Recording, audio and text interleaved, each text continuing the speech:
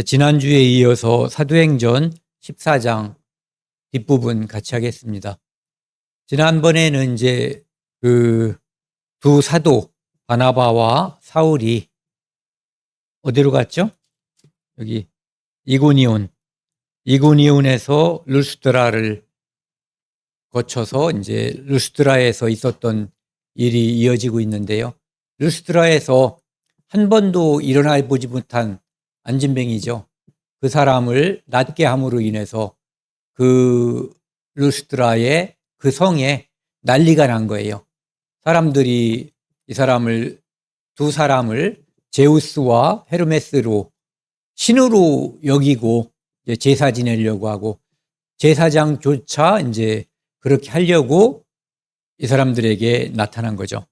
그 다음 이제 장면인데, 그 사람들이 그렇게 하는 것을 말린 거죠. 왜?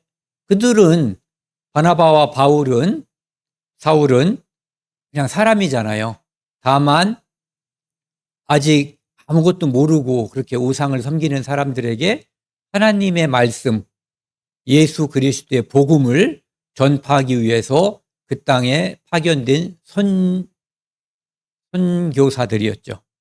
그래서 이제 그 사람들을 말리는 거예요. 16절에 보면은 14장 16절입니다. 하나님이 지나간 세대에는 모든 민족으로 자기들의 길들을 다니게 방임하셨으나, 하나님이 지나간 세대 이스라엘을 선택하고 율법을 주시고, 또 그 율법을 통해서 다른 나라의 이스라엘이 하나님으로부터 축복받음으로 인해서 다른 나라 사람들은 창조주 하나님을 믿으면, 율법을 지키면 축복받는구나. 여기서 말하는 축복은 이제 눈에 보이는 육신의 축복이 먼저 보이는 거죠. 그렇게 함으로써 온 세상 사람들이 하나님을 알고 믿게 하는 그런 것을 하나님께서 계획하신 거예요. 그런데 그 율법과 하나님은 이제 이스라엘이라고 하는 한 민족에게만 주로 전달이 된 거죠. 나머지 영적인 감각이 뛰어나서 하나님을 섬기고 하는 사람들은 있었지만, 그들은 그냥 하나님을 섬기는 것이지, 그리고 양심이 맑을 뿐이지 율법이 있었던 건 아니거든요. 그러니까 대다수의 유대인을 뺀 나머지 사람들은 여기 모든 민족으로 자기들의 길들, 보세요. 모든 민족들이 그 나름대로의 길들, 여러 길이 있었던 거예요. 어떤 사람들은 부처님을 진리로 생각하고, 어떤 사람들은 마을 앞에 있는 나무나 돌을 신으로 생각하고 섬겼지만, 그것을 하나님께서는 내버려 두셨다는 거예요. 그것을 처벌하지 않고 그냥 두셨다는 거죠. 그러니까 지나간 세대에는 그것을 하나님이 어떻게 보면은 용인하신 거죠. 왜? 그 다음에 그 사람들에게도 복음이 전해질 것을 하나님께서는 미리 준비하셨던 거예요. 그러나 자기를 증언하지 아니하신 것이 아니니, 즉 그럼에도 불구하고 방임했지만 증언했다는 거예요. 증거했다는 거죠. 하나님은 곧 여러분에게 하늘로부터 비를 내리시며 결실기를 주시는 선한 일을 하사 음식과 기쁨으로 여러분의 마음에 만족하게 하셨느니라. 모든 나라, 모든 사람들이 이 세상이 돌아가는 것을 보면은, 이를테면은 아까도 우리가 했지만 해 뜨고 지고, 달 뜨고 지고, 이런 것을 보면은 이게 규칙이 있잖아요. 질서의 세계인 거예요. 법칙이 있는 거죠. 그 다음에 봄에 씨를 뿌렸더니 싹이 나고 꽃이 피고 나중에 열매가 맺고, 그런 것들을 계속해서 반복해서 보아왔기 때문에 농사를 지을 수가 있는 거죠. 그 법칙이 있다는 것을, 자연의 법칙이 있는 거예요. 그렇죠? 그리고 예를 들어서 콩을 심으면 콩이 나오는 거예요. 나는 콩이 필요해서 콩을 심었는데 법칙이 없어요. 질서가 없어. 그냥 팥이 나올 수도 있고 배추가 나올 수도 있다면 감당할 수가 없는 거죠. 하나님께서는 그렇게 그런 것들, 질서의 세계, 그 다음에 이렇게 비를 내리시고 결실기를 주셔서 농사를 짓게 하고 사람들로 하여금 음식을 먹고 그 거둔 것으로 인해서 자식을 키우고 기쁨을 누리고 즐거움을 누릴 수 있게끔 하나님께서 해줬다는 거예요. 그래서 사람들이 그것을 통해서 만족할 수 있게끔 해줬다는 거죠. 그러니까 하나님을 믿고 안 믿고를 떠나서 자식을 낳는다든지 또는 농사를 짓는다든지 또는 목축을 함으로써 소는 소를 낳죠. 양은 양을 낳죠. 그런 것들을 통해서 하나님이 계시다고 하는 것, 그 다음에 천체의 움직임, 사람들이 약속을 하잖아요. 며칠 날 만나자 그러는 것은 요즘은 시계가 있으니까 분 단위까지 약속을 하죠. 근데 옛날에는 아마 며칠께 만나자 또는 며칠 날 오전에 만나자, 점심때쯤 만나자 이 정도였을 거예요. 어쨌든 그렇게 약속을 할 수 있었던 것도 하나님이 법칙을 주셔서 그 법칙을 하나님께서 운영하고 계시기 때문에 사람들이 그것을 알고 약속도 할 수 있었던 거죠. 그래서 이렇게 말하여 겨우 무리를 말려 자기들에게 제사를 못하게 하니라. 그래서 나도 사람이라고 이제 얘기했잖아요. 그리고 이렇게 하시는 분, 그분을 예배해야지 되는 거다. 그리고 여기서 보면 이제 그 바나바와 사울이 전도하는 것을 보면은 유대인에게 전도할 때하고 그 다음에 이방인에게 전도할 때하고 내용이 달라요. 유대인에게 전도할 때에는 이제 주로 아브라함부터 그들의 족보 이야기를 쭉 하죠. 그런데 이방인들에게는 그 이야기는 필요 없는 거예요. 그러니까 하나님은 이 세상을 만드신 분이고 지금도 운영하고 여러분들에게 먹을 걸 주시고 즐거움을 주셨던 그런 분이다라고 하는 것을 증언하는 거죠. 그래서 유대인이 해당이 있었던 안디옥과 이고니온에서는 그런 방법으로 전했고 그다음에 루스드라에서는 순수하게 이방인들에게만 복음을 전하니까 아브라함 얘기, 이삭, 야곱 얘기는 싹 빼고 이제 이런 방식으로 복음을 전하는 거죠. 여기 보면 제사라는 말이 있는데요.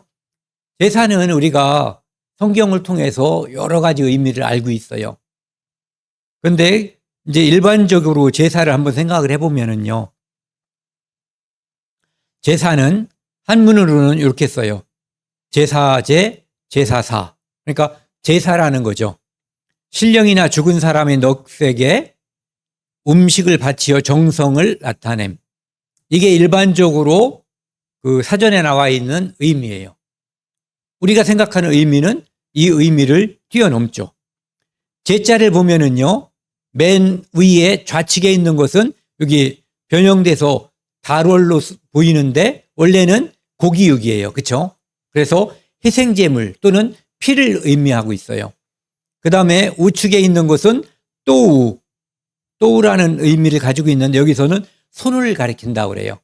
그래서 고기를 손으로 받들어서 제단에서 신에게 우리는 이제 하나님께 드리는 그 모습을 나타내는 거죠. 그 다음에 볼시자는 제단, 신, 하나님을 뜻하는 거예요. 그러니까 제단에서 피를 하나님께 드리는 모습이 제자라고 볼 수가 있는 거죠. 그런데 사자를 보면은요, 여기에는 제단 또는 신, 하나님을 의미하는 여기 좌측에 그런 의미를 가지고 있는 것이 있고 우측에는 뱀사자 또는 태아라는 의미를 가지고 있어요. 이걸 보면은 하나님 자리에 뱀이, 마귀가 자리 잡고 있는 형상이 아닌가. 본래 의미는 전 몰라요. 그런데 그 의미적으로는 이 뱀사자는 태아라는 의미도 가지고 있대요. 그래서 자손 또는 이어짐. 그래서 제사라고 하는 것은 하나님께서 본래 주신 의미는 이런 거죠. 대속제물을 바쳐서 그 피로 제사함을 얻고 하나님과 불화한 관계에서 화목하게 되는 관계로 바뀌는 것을 말하는 거죠. 이제 다시 지도를 보면은요, 안디옥에서 여기 구부르를 통해서 버가에서는 복음을 전하지 않았죠. 바부에서 복음을 전했고 버가는 통과했거든요. 그 다음에 안디옥과 이고니온에서 유대인 회당에 들어가서 복음을 전했어요. 그리고 그 두 곳에서 다 핍박이 있었죠. 그래서 그곳을 떠나서 루가오니아에 있는 루스드라에서 복음을 전하는 장면이 지난 시간, 오늘 시간에 이제 이어지는 거예요. 그 다음에는 이제 더베로 가고 이제 거꾸로 이렇게 돌아오면서 믿게 된 이제 교회가 이미 태동이 된 거예요. 그래서 며칠 머물렀는지는 모르지만은 몇 달 머물렀는지는 정확히 나와 있지 않잖아요. 돌아오면서는 그 교회들을 굳게 세우는 그런 역할을 했던 거죠. 로마서 1장과 2장에 보면은 사도 바울이 로마서를 기록하면서 유대인도 죄인이고 이방인도 죄인이다라는 말을 하거든요. 그런데 그들에게, 특히 이방인들에게조차도 하나님께서는 이미 그들에게 하나님을 증거했다라고 하는 것을 이야기하는 거예요. 이는 하나님을 알만한 것이 그들 속에 보임이라. 하나님께서 이를 그들에게 보이셨느니라. 율법도 없고 하나님이 직접적으로 책을 통해서, 말씀을 통해서 증거하지 않았지만 그들 속에 하나님을 알만한 것들이 있게끔 하나님을, 그들을 창조했고 그 주변에 보이는 것들을 통해서 하나님을 증거했다는 거죠. 창세로부터 그의 보이지 아니하는 것들, 곧 그의 영원하신 능력과 신성이 그가 만드신 만물에 분명히 보여 알려졌나니. 아까도 말씀드렸었죠. 그러므로 그들이 핑계하지 못할지니라. 즉 유대인들처럼 율법을 주지 않았어도 이방인이어도 하나님이 없다라고, 나는 하나님을 몰랐다라고 핑계할 수는 없다는 얘기예요. 2장에는 보면은요, 율법 없는 이방인이, 과거에 우리 조상들이 이런 상태에 있었던 거죠. 본성으로 율법의 일을 행할 때에는 이 사람은 율법이 없어도 자기가 자기에게 율법이 되나니. 이런 이들은 그 양심이 증거가 되어 그 생각들이 서로 혹은 고발하며 혹은 변명하여 그 마음에 새긴 율법의 행위를 나타내느니라. 학교에 가서 어떤 규칙을 배우지 않아도, 그리고 부모님들을 통해서 어떤 법을 배우지 않아도 기본적인 율법, 기본적인 도덕, 기본적인 양심이 이 안에 있다는 거죠. 그래서 율법이 없는 이방인들도 부모를 공경해야 된다는 것을 알아요. 하나님이 내 부모를 공경하라 이렇게 말을 하지 않아도, 그리고 하나님이 계신지 안 계신지 몰라도 대부분의 사람들이 하나님을 두려워해요. 이름을 하나님으로 부르든 부르지 않든, 번개가 엄청나게 친다든지 그러면 본능적으로 두려워하고 숨으려고 하죠. 그래서 양심이 증거가 된다는 거예요. 양심이 증거가 돼서 율법의 행위를, 율법을 직접 주지 않았어도 그 사람들은 마치 율법이 있는 것처럼 양심이 그 사람 마음속에서 작동한다, 이런 얘기죠. 그러니까 만물을 보아서도 하나님을 알 수 있고 또 양심을 통해서 하나님을 알 수 있다는 거예요. 그 양심을 심어주신 분이 하나님이시죠. 그래서 우리가 욕을 할 때, 욕하는 건 바람직하지 않지만 우리가 이렇게 욕할 수가 있어요. 야, 이 양심 없는 사람아, 또는 야, 이 양심 없는 놈아. 이 얘기는 너 강아지다, 또는 개다, 돼지다, 소다 이렇게 말하는 거와 똑같거든요. 양심은 하나님이 사람에게만 넣어줬기 때문에요. 그러니까 그런 욕을 배우지 않았어도 늘 하는 이유가 양심이 있고 양심이 이렇게 겉으로 드러난다는 것을 우리가 알 수가 있는 거죠.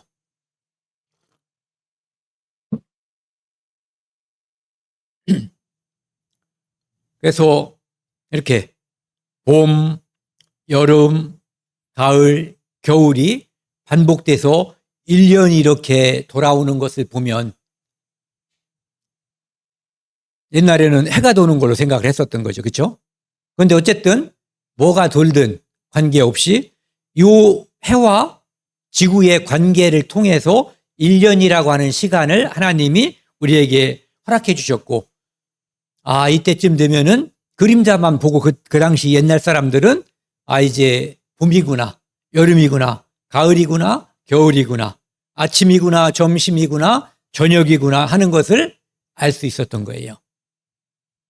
그 다음에 달과 지구와의 관계를 통해서 한 달을 알 수가 있었던 거죠. 이렇게 한 바퀴 돌아서 제자리에 오면은 한 달이 흘러간다는 것. 그리고 이것이 스스로 돌아서 해 뜨고 지고 그것이 하루가 된다는 것을, 사실은 해가 뜨고 지는 게 아니라 지구가 돌았던 거죠. 네. 그래서 그런 것들을 통해서 하나님은 사람들에게 질서의 세계와 법칙을 통해서 하나님이 만드셨을 뿐만 아니라 지금도 그때도 운영하고 계신다는 주관자라고 하는 것을 알 수 있었던 거예요. 19절입니다. 유대인들이 안디옥과 이고니온에서 와서 무리를 충동하니 그들이 돌로 바울을 쳐서 죽은 줄로 알고 시외로 끌어내치니라.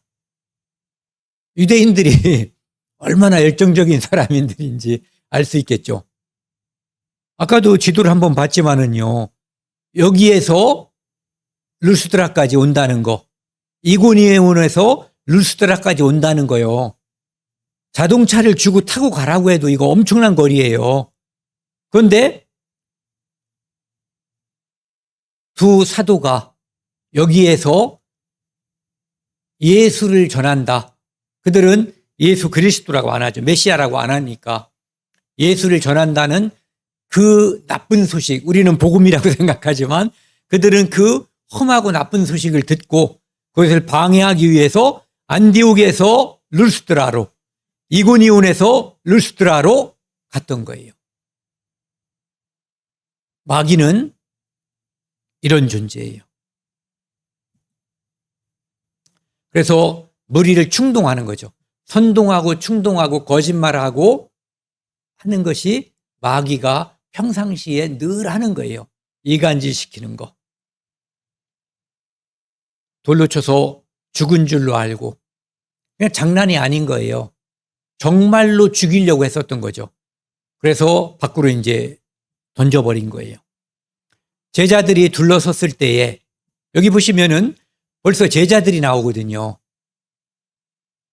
이 제자들이 예루살렘에 와서 말씀을 듣고 갔던 사람들도 혹시 있을 수도 있어요. 하지만 루스드라에서 지금 며칠 머무르는 건지 알 수가 없거든요. 그래서 이미 제자들이 탄생했을 수도 있는 거예요. 어쨌든 믿는 사람들이 이미 생겼어요. 둘러섰을 때에 바울이 일어나 그 성에 들어갔다가 이튿날 바나바와 함께 더베로 가서, 그러니까 바로 도망가지 않고 성에 갔다가 그들은 이미 죽은 걸로 생각하고 다시 돌아갔겠죠. 이고니온이나 안디옥으로 돌아갔을지도 몰라요. 그래서 이제 더베로 가서 복음을 전하는 모습이 나와요. 그러니까 여기서 온 사람이 여기 와서 충동하고 돌로 쳐서 난동을 부리고 이제 그들은 돌아갔는지 어쩐지 모르지만 어쨌든 성 밖으로 내쳤는데 다시 성 안에 있다가 두 사도가 함께 더베로 갔다라고 하고 있어요. 여기 보시면 더베는 안디옥에서 이렇게 가면은 가깝겠죠. 그렇죠? 그런데 이쪽은 길이 굉장히 나쁘대요. 산맥이 있어가지고 다소에서 여기가 이제 사도 바울의 고향이죠. 21절입니다. 복음을 그 성에서 전하여, 그 성은 더베를 가리키는 거죠. 많은 사람을 제자로 삼고 루스드라와 이고니온과 안디옥으로 돌아가서, 그러니까 다시 지도를 보면은요, 여기에서 또 복음을 전한 거예요. 그리고 제자로 삼고 여기로 가고 루스드라로 가고 이고니온으로 가고 안디옥으로 돌아가면서 이제는 돌아갈 때는 복음을 전하기도 물론 했겠죠. 그때는 그런데 주로 한 일이 있어요. 어떤 일을 했냐면 교회를 세우는 일, 제자들에게 제자로서 올바로 성장할 수 있게끔 하는 양육이라고 그러나요?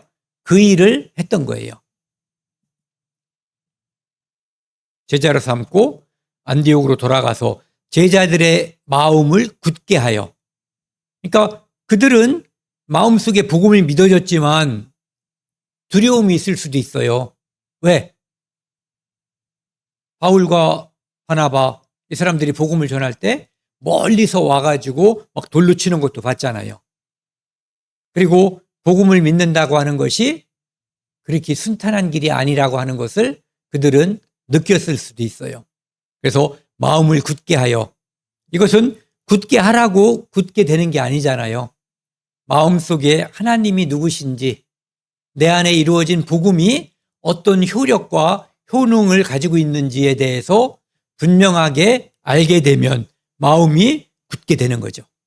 믿음이 강하게 되는 거예요. 그래서 이 믿음에 복음 안에 머물러 있으라 권하고, 그러니까 처음에는 복음을 전했고 이제는 권하는, 그들에게 믿음 안에 있기를 권하는 그런 모습이라고 볼 수 있어요.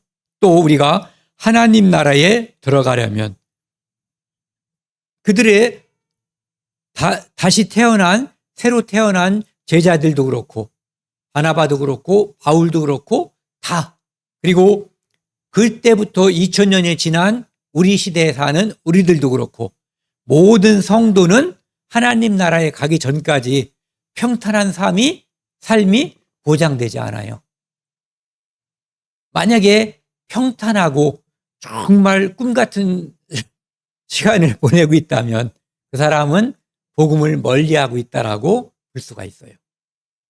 하나님 나라에 들어가려면 많은 환난을 겪어야 할 것이라 하고, 제자들에게 너희들이 이제 구원받았으니까, 예수를 믿었으니까 큰 축복이 있을 거야. 아브라함에게 하나님이 말씀하셨던 것처럼 너를 축복하는 자에게는 축복하고 너를 저주하는 자에게는 화를 내린다고 말씀하신 그런 차원이 아니거든요. 많은 환난이 있을 것이다라고 이야기한 거예요. 기대하고 각오하라는 거죠. 왜? 그것이 정상 코스라는 거예요. 그리스도인이 이 땅에서 살다가 하나님을 만나기 전까지의 코스라고 하는 거죠. 스데반도 그 정상 코스로 갔고, 그 다음에 야고보도 그 코스로 갔고, 그리고 우리가 이제 지금은 그 12사도 중에 아무도 말하고 있지 않지만 그 12사도 중에 누구죠? 요한 빼고는, 요한계시록을 기록한 요한 빼고는 다 험한 모습으로 순교했다라고 하는 것을 우리가 전승으로 알고 있잖아요. 그래서 이 말이 맞는 거죠. 거기서 각 교회에서 장로들을 택하여 금식하며 그들이 믿는 주께 그들을 위탁하고, 사도행전 20장에도 이제 이런 비슷한 것이 나오는데요. 우리가 우리를 통해서 누군가에게 복음이 전해진다면 우리가 그들을 양육할 수 없어요. 우리는 그들과 함께 교제하고 그들과 함께 생활하는 거예요. 말씀을 통해서. 양육은 누가 하냐면은 그들이 믿는 주께서 그들을 양육하는 거예요. 그래서 우리가 성장하는 것은 인간의 교육에 의해서 성장하는 것이 아니라 하나님께서 우리를 성장시키시는 거거든요. 그러니까 그분께 의탁하는 거죠. 여기 보면은 이 땅에서는 환난 당한다고 하는 것을 몸소 보여주신 분이 누구예요? 예수 그리스도예요. 그래서 세상에서 너희가 환난을 당하나 담대하라. 내가 세상을 이겼노라. 어떤 사람들은 이렇게 비아냥거리죠. 권력에 졌기 때문에 예수 그리스도는 실패했다라고. 누가 그렇게 가르치냐면요. 통일교에서 그렇게 가르쳐요. 실패했다고. 그러니까 복음이 아닌 거죠. 예수 그리스도는 복음이 될 수가 없는 거예요. 그들의 입장에서는. 왜? 실패했으니까. 또 누가 환난을 당했어요? 바울. 사람 중에서 그리스도인 중에서 아마 가장 유명하고 많은 그리스도인들이 가장 본받고 싶어하는 사람이 바울일 거예요. 그런데 그 바울이 가장 고난을 많이 받았던 사람이에요. 환난은 인내를, 인내는 연단은, 연단은 소망을 이루는 줄 안다라고 이야기하고 있어요. 그러니까 환난 없이는 소망도 없다라고 이야기하고 있는 거죠. 그 다음에 베드로는 사랑하는 자들아 너희를 연단하려고 오는 불시험, 이 땅에 구원받은 성도는 이 땅에 살면서 연단받는데 그것이 바로 불시험이라는 거예요. 환난이 온다는 거죠. 이상히 여기지 말라는 거예요.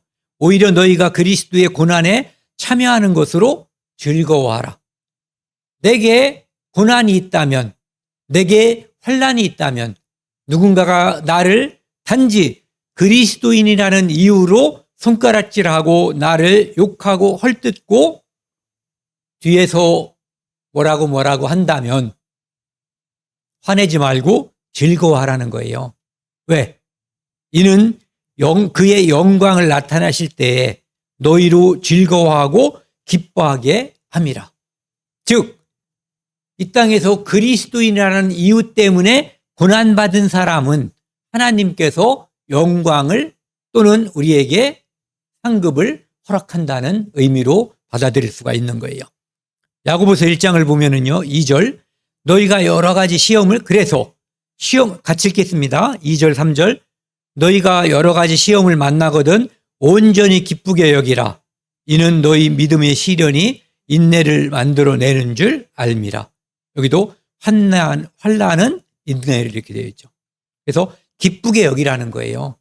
이것이 우리 신앙인에게 꼭 필요한 인내를 만들어내고 그 다음에 소망을 우리에게 준다는 거죠.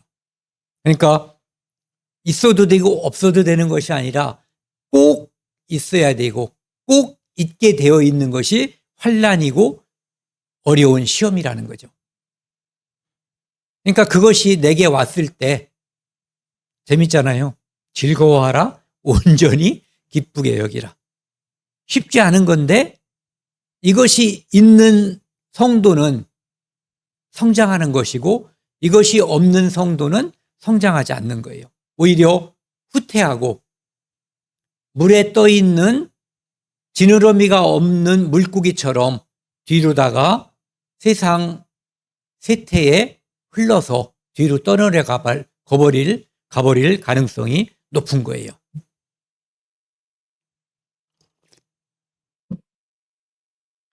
사도 바울이 고린도 후서 11장에서 그 환난 당한 것을 이렇게 이야기하고 있죠. 그들이 그리스도의 일꾼이냐 정신없는 말을 하거니와 니들도 일꾼이냐 이거죠. 니들도 일꾼이냐? 나는 더욱 그러하도다. 내가 수고를 넘치도록 하고 옥에 갇히기도 더 많이 하고 매도 수없이 맞고 아까 루스드라에서도 그런 일이 있었죠. 수없이 맞고 여러 번 죽을 뻔하였으니 이제 매도 수없이 맞은 것과 여러 번 죽을 뻔한 사연을 구체적으로 말하는 거예요. 유대인에게 40에서 한한 가만매를 무려 5번 맞았다는 거예요. 율법에서 40까지 때리지 못하게 돼 있어요. 그러니까 40까지만 때릴 수 있게 돼 있는 거죠. 실수해서 오바되면 율법을 어기니까 하나 감해서 때리는 거예요. 3번 태장으로 맞고 1번 돌로 맞고 아까 거길 거예요. 3번 파손하고 일주야를 깊은 바다에서 지냈으며 여러 번 여행하면서 강의 위험과 강을 건널 때 위험하죠. 요즘과 같은 배가 아니었을 테니까요. 강도의 위험, 동족 유대인의 위험, 이방인도 또 어디 뭐 주머니 뒤지면 뭐가 있을까 해서 강도들이 나타나죠. 신의 위험, 광야의 위험, 먹을 것도 없고 독사나 짐승들, 야수들이 있죠. 바다의 위험, 거짓 형제들의 중의 위험을 당하고 또 수고하며 애쓰고 여러 번 자지 못하고 줄이며 목마르고 여러 번 굶고 춥고 헐벗었다. 그리고 그 마지막은 뭐예요? 목 잘려 죽은 거예요. 흔히 사람들이 말하는 망하는 코스로 제대로 다녔던 사람이에요. 사도 바울은. 그런데 하나님은 이것을 기록함으로써 그에게 영광이 있을 것, 그것을 말하고 있는 거예요. 그런데 사도 바울은 이렇게 험한 세월을 그리스도의 복음을 전하는 것 때문에 달려가면서도 그 마음 속에는 내가 고통당할까봐, 내가 아플까봐, 죽을까봐 걱정한 것이 아니라 교회를 염려하는 것이 그 마음 속에 더 컸다라고 28절에서 이야기하고 있어요. 24절입니다. 비시디아 가운데로 지나서 밤빌리아에 이르러, 이제 아까 여기 보시면은요, 여기서 복음을 전하고 이제 역순으로 가는 거예요. 르스드라, 이고니온, 안디옥, 여기서 이제 양육을 한 거잖아요. 그래서 여기 비시디아를 통과해서 밑으로 쭉 내려가는 거예요. 어디로? 밤빌리아 지역으로. 그런데 나중에 집에 가서 한번 읽어보세요. 버가라고 하는 곳은 그냥 통과해 버렸어요. 그때 무슨 이유인지 모르지만 버가에서는 복음을 전하지 않았거든요. 그래서 내려올 때 다시 안디옥으로 돌아갈 때는 버가에서 복음을 전하고 있는 것을 우리가 볼 수 있어요. 말씀을 버가에서 전하고 다른 곳에서는 양육을 했거든요. 그런데 버가에서는 전하지 않았기 때문에 버가에서 전하고 아탈리아로 내려가서 해변으로 간 거예요. 거기서 배 타고 안디옥에 이르니, 여기서 말하는 안디옥은 시리아 안디옥을 말하는 거예요. 원래 출발했었던 곳. 예. 여기가 복음을 전하는 거점이 된 거죠. 이르니 이곳은 두 사도가 이룬 그 일을 위하여 전에 하나님의 은혜에 부탁하던 곳이라. 사도행전 13장 3절에 보면은 하나님께서 이제 이렇게 어디로 가라고 얘기할 때 그 교회에서 기도하고 두 사람을 내세우잖아요. 바나바와 사울을 내세우거든요. 그러면서 금식하고 그들을 안수해서 보냈다고 그러거든요. 그것이 바로 이 말씀이에요. 하나님의 은혜에 부탁하던 곳. 가면은 실제로 봤던 것처럼 그들이 어떻게 될지 몰라요. 죽게 될 가능성도 매우 높은 거예요. 그래서 하나님의 은혜에 부탁하던 곳이 바로 안디옥이라고 하는 거죠. 요즘도 선교사를 외국에 보내는 사람들, 그런 교회들은 이 기쁨과 슬픔과 이런 것들이 함께 하는 거예요. 미 전도 종족에게 보낼 때는 죽을 각오까지 하는 거거든요. 오늘날에도요. 그래서 그때 필요한 것이 하나님의 은혜에 의탁하는 거죠. 부탁하는 거예요. 그래서 버가에서 복음을 전하고, 이 밤빌리아는 15장에 또 나오잖아요. 지난번에 누구죠?